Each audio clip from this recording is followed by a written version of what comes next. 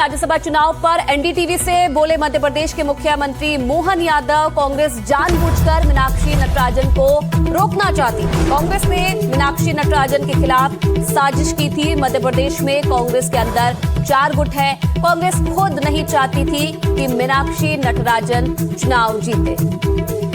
देखिए, ये कांग्रेस के द्वारा जानबूझ करके राज्यसभा चुनाव में अपने प्रत्याशी को नॉमिनेशन में ही रोकने का मैं मान के चलूँगा कि ये प्रयास था।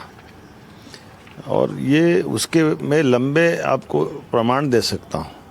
और एक तरफ नॉमिनेशन फार्म भरने से और उसके पहले की बातें भी आप देखोगे, और एक जब फार्म का निराकरण हुआ उस प्रक्रिया में भी और प्रक्रिया के बाद उनकी रिएक्शन पे भी आप बात कर सकते हैं। एक कांग्रेस की नेत्री जो अपने साथ दुष्कर्म का आरोप लगाती है और वो आरोप लगा करके तेलंगाना सरकार में, उनकी कांग्रेस की सरकार में कांग्रेस की नेत्री कांग्रेस के नेता के ऊपर ही आरोप लगाती है। उस आरोप में चूंकि कांग्रेस की सरकार है इसलिए प्रकरण पंजीबद्ध नहीं होता है। वो प्राइवेट मुकदमा लगाती है जो अपने आप परिवार लगाना बोलते हैं। अरे ऐसे में जब उसको वहाँ से जो मुकदमा लगाती है, इसकी बाकायदा कोर्ट में संज्ञान लेकर के कोर्ट सह आरोपी करके मीनाक्षी नटराजन 4 नंबर पे इनको भी अभियुक्त बनाती है कि ये उसमें मदद कर रही है, ये प्रभारी है।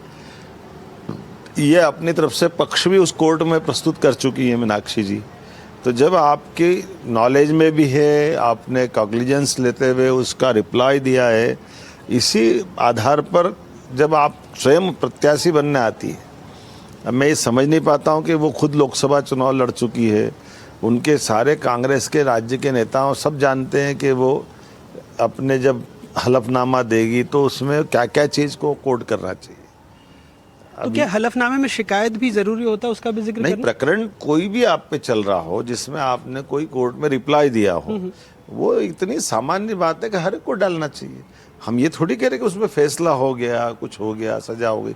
तो आपको लगता है ये भीतरघात है, उनको जानकारी नहीं नहीं, थी? ये भीतरघात नहीं है, ये जानबूझकर जानकारी छिपाने का कुत्सित प्रयास।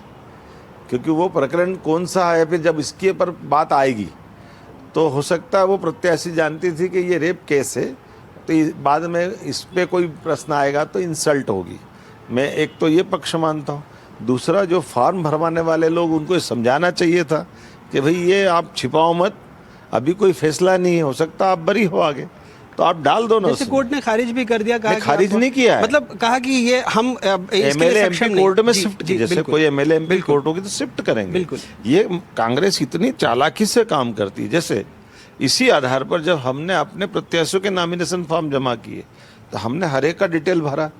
इसी आधार पर कांग्रेस को कोई गली नहीं मिली कि वो हम पे आपत्ति ले ले। 1 2 3 तीनों प्रत्याशी के फॉर्म, हमारे फॉर्म रिजेक्ट नहीं हुए। और रिटर्निंग ऑफिसर क्या करेगा? रिटर्निंग ऑफिसर को जैसे हमने बताया कि इनने ये हलफनामे में जानकारी छिपाई है तो उनने इनको मौका दिया। मौका देने के बाद फिर दोबारा जब इनको बुलाएगा, ये इनके लॉयर खड़े हुए, बाकायदा बहस हुई।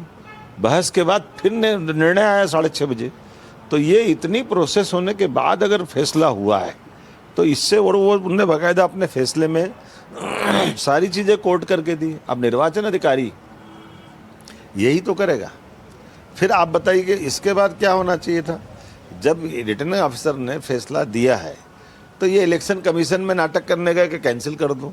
इलेक्शन कमीशन का भी कोई रिटर्निंग ऑफिसर का फैसला डायरेक्ट कैंसिल नहीं कर सकता। हाँ, प्रक्रिया के बीच में बिल्कुल सही कह रहे हैं। ये गलत है। उसी प्रकार से आप सुप्रीम कोर्ट गए, सुप्रीम कोर्ट सब जानते हैं चूंकि ऑलरेडी एक निर्वाचन चल रहा है और निर्वाचन की प्रोसेस चल रही है। चलते निर्वाचन में कभी कोई न्यायालय सीधा दखल नहीं देता है। लेकिन एक हाइपोथेटिकल सिचुएशन मान लेते हैं सर कि अगर चुनाव होता, मीनाक्षी जी लड़ रही होती, तो क्या आप लोगों की तैयारी ऐसी थी कि आप तीसरा कैंडिडेट जिता लेते? ये आपने रहस्य का और बिल्कुल अंदर की बात कर दी। कांग्रेस अंदर से ही नहीं चाहती थी कि वो चुनाव जीते। इस मुद्दे पे कांग्रेस के 4 ग्रुप है, चारों ग्रुप मिलकर के कोई नहीं चाहता था कि मीनाक्षी। लेकिन अगर होता तो आपकी तैयारी थी? हमारी तो, हमने फिर कहा दोबारा से कि वो निर्वाचन में हम हर हालत में चुनाव जीतने की स्थिति में थे। और हम क्या जिताए? कांग्रेस के अंदर के लोग ही उसको हराना चाहते थे।